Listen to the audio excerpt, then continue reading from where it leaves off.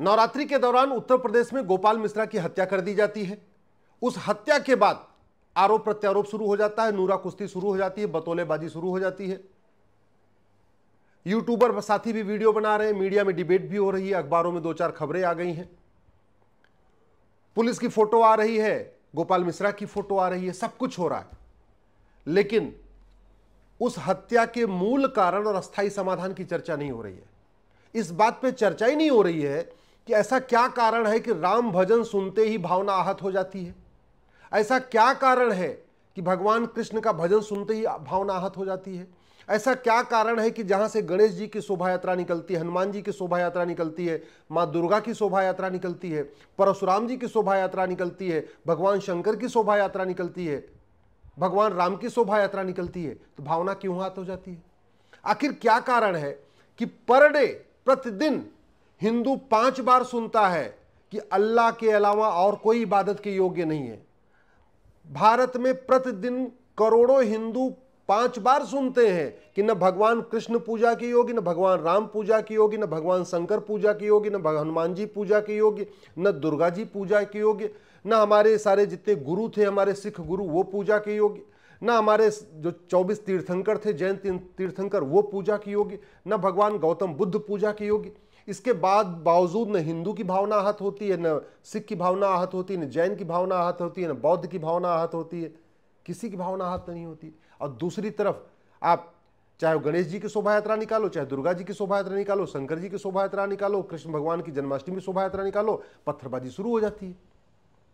मूल कारण है मदरसा। मैं बार बार कह रहा हूं, पूरी दुनिया में जहां एक भी मदरसा बन जाता है वहां अशांति शुरू हो जाती है। और भारत में मुगलों के समय में जो मुश्किल से 500 मदरसे थे, आज की डेट में उनकी संख्या लगभग 5 लाख हो चुकी है। अंग्रेजों के समय में जो मिशनरी स्कूल 1000 के आसपास थे, आज की डेट में उनकी संख्या लाखों में आ चुकी है। तो हमारी सरकारों ने, और मुगलों के आने के पहले जो भारत में गुरुकुल स्कूलों की संख्या 7.5 लाख थी, आज की डेट में वो 70,000 भी नहीं बची। तो देश कहते हैं आजाद हो गया, लेकिन शिक्षा व्यवस्था तो बदली नहीं। हां, मुगलिया मदरसे बढ़ते जा रहे, अंग्रेजों की मैकाले वाले मिशनरी स्कूल बढ़ते जा रहे, और भारत में जो गुरुकुल शिक्षा व्यवस्था थी, वैदिक शिक्षा व्यवस्था, उसका हमने किया नहीं। कभी आपने सोचा कि गुरुकुल का पढ़ा हुआ बच्चा कभी पत्थरबाजी करता है क्या? गुरुकुल का पढ़ा हुआ बच्चा किसी की हत्या करता है क्या? गुरुकुल का पढ़ा हुआ बच्चा अवैध निर्माण करता है क्या? गुरुकुल का पढ़ा हुआ बच्चा जो इतनी सारी अराजकता फैल रही है वो करता है क्या? नहीं करता है। जब नहीं करता तो हमें गुरुकुल वैदिक शिक्षा लागू करना चाहिए। उस पर चर्चा नहीं हो रही है। हत्या हो गई, ये हो गई, हो गई।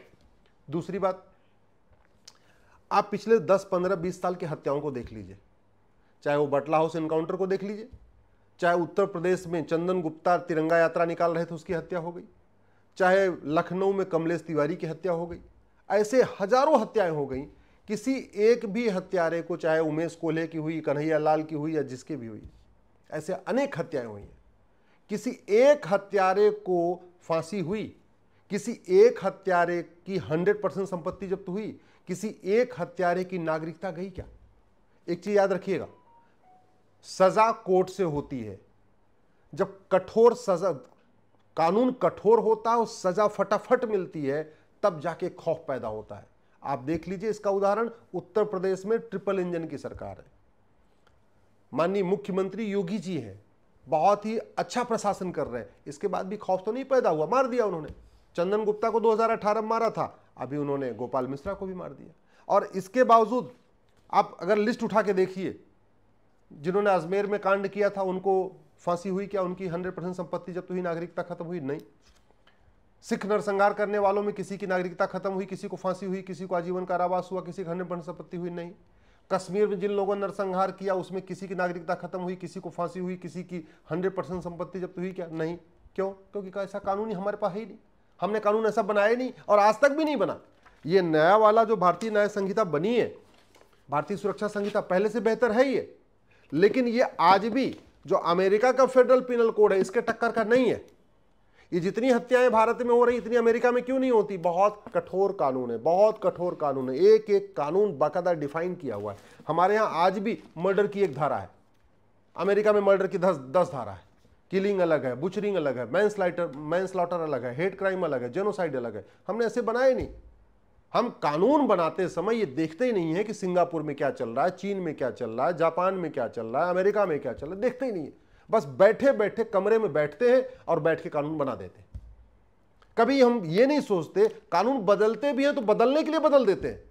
कभी कोशिश ये नहीं होती कि हमारा कानून दुनिया का सर्वोत्तम कानून होना चाहिए। आप मुझे बताइए, मैं आपके सामने कुछ नाम लिख रहा हूं। राजू की हत्या हुई, कृष्णा की हुई, शिवम की हुई, बादल की हत्या हुई, नीलेश की हत्या हुई, कमलेश तिवारी की हत्या हुई, गंगाराम की हत्या हुई, डॉक्टर नारंग की दिल्ली में हत्या हुई थी, रतनलाल की हत्या हुई थी दिल्ली में, अभिजीत की हत्या हुई, रामलिंगम की हत्या हुई, रिंकू शर्मा की हत्या हुई थी दिल्ली में ही, ध्रुव त्यागी की हत्या भी दिल्ली में हुई थी, चंदन गुप्ता की उत्तर प्रदेश में हुई थी, बंधु प्रकाश की हुई, रचित जाट की हुई, इसी तरीके से आद्या, अमृता, भावना, अभिलाषा, वीणा, दीपा, छवि, दृष्टि, इसका, एकता, लक्षिता, रिया, नीना, कनिषा, हर्षिता, ऐसे अनेक बेटियों को लफ्ज़ जिहाद में फंसाया, ट्रैप किया, उनको मार दिया। प्रियंका रेड्डी, अंकित शर्मा, इसमें ऐसी बहुत सारी बेटियों की हत्या हुई जिन्होंने एक्सेप्ट नहीं किया, उनका जो प्रपोजल एक्सेप्ट नहीं किया तो उनकी हत्या कर दिया। दिलवर नेगी को तो बाकायदा जला के, जिंदा जला के मारा था दिल्ली में।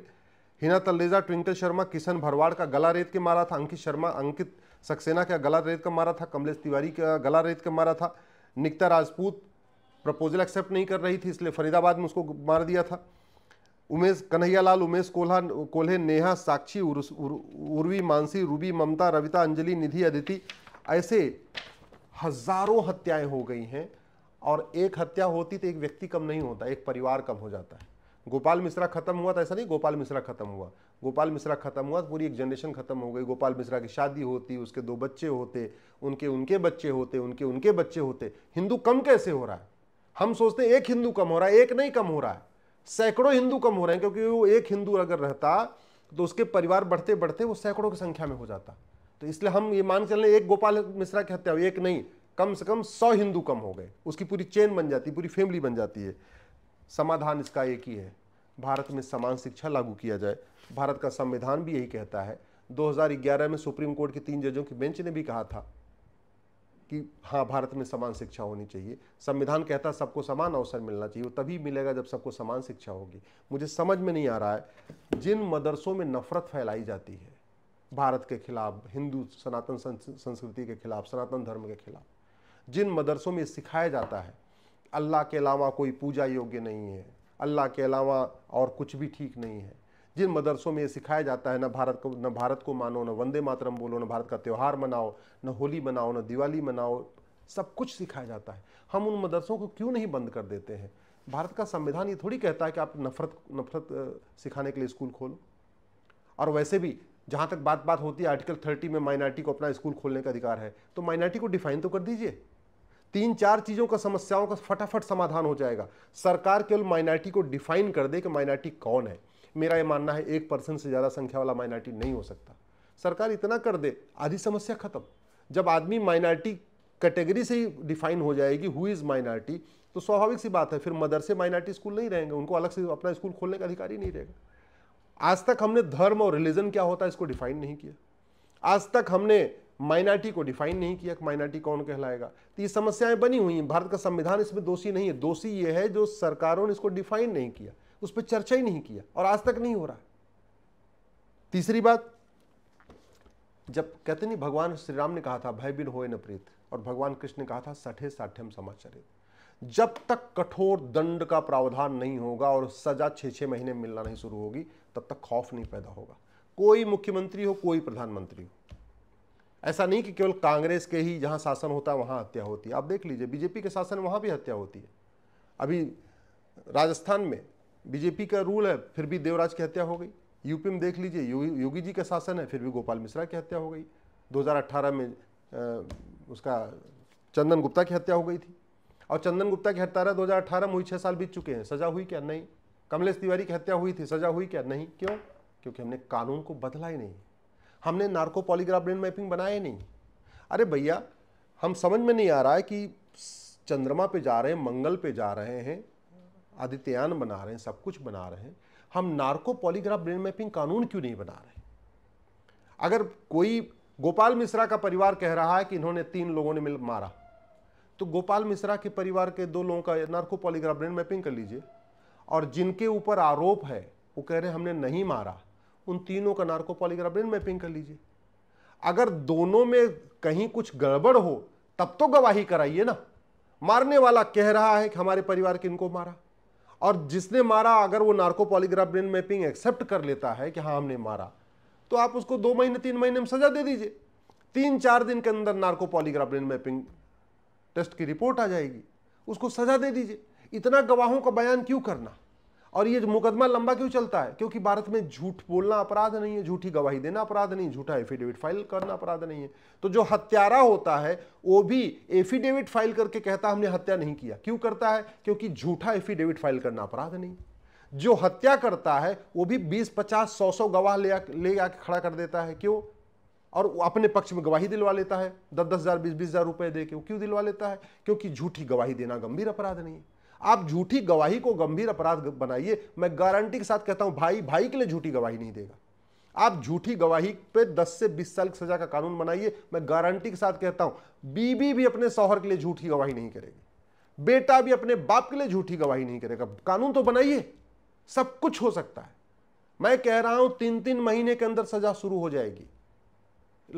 3 साल 30 साल छोड़िए, 3-3 महीने के अंदर केवल इतना काम कर दिए, झूठी शिकायत गंभीर अपराध, झूठी गवाही गंभीर अपराध, झूठा मुकदमा गंभीर अपराध, झूठी जांच करना गंभीर अपराध, झूठा एफिडेविट फाइल करना गंभीर अपराध और झूठा फैसला देना गंभीर अपराध। इतना कानून बनाइए, देखिए फटाफट मुकदमे शुरू हो जाएंगे। आप केवल झूठे कागज बनवाने गंभीर अपराध बना दीजिए।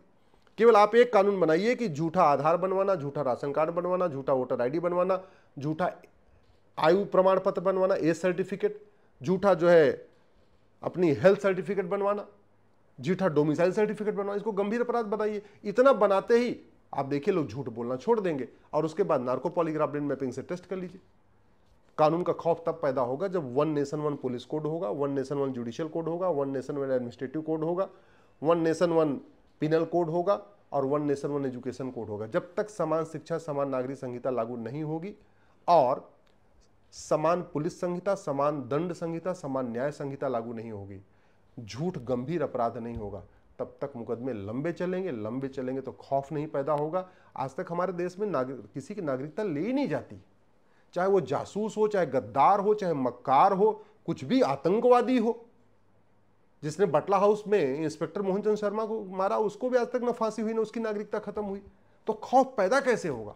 खौफ पैदा करने के लिए कानून बनाते नहीं है। बस हत्या हो जाएगी, आरोप प्रत्यारोप शुरू हो जाएगा, 3-4 दिन मामला रहेगा, उसके बाद भूल जाएंगे, फिर कोई और हत्या हो जाएगी, फिर सब जागेंगे, जागो हिंदू, जागो जागो हिंदू, जागो जागो हिंदू, जागो। अच्छा, एक चीज मैं आपसे पूछता हूं, जो लोग कहते हैं जागो हिंदू जागो, हिंदू जाग के क्या कर लेगा? क्या हिंदुओं के जागने से कोर्ट फटाफट फैसले देना शुरू कर देगी? क्या हिंदुओं के जागने से होगा क्या? आप इस पर सोचिएगा, और मेरी बात ठीक लगे इस वीडियो को कम से कम 10 लोग जरूर शेयर करिएगा।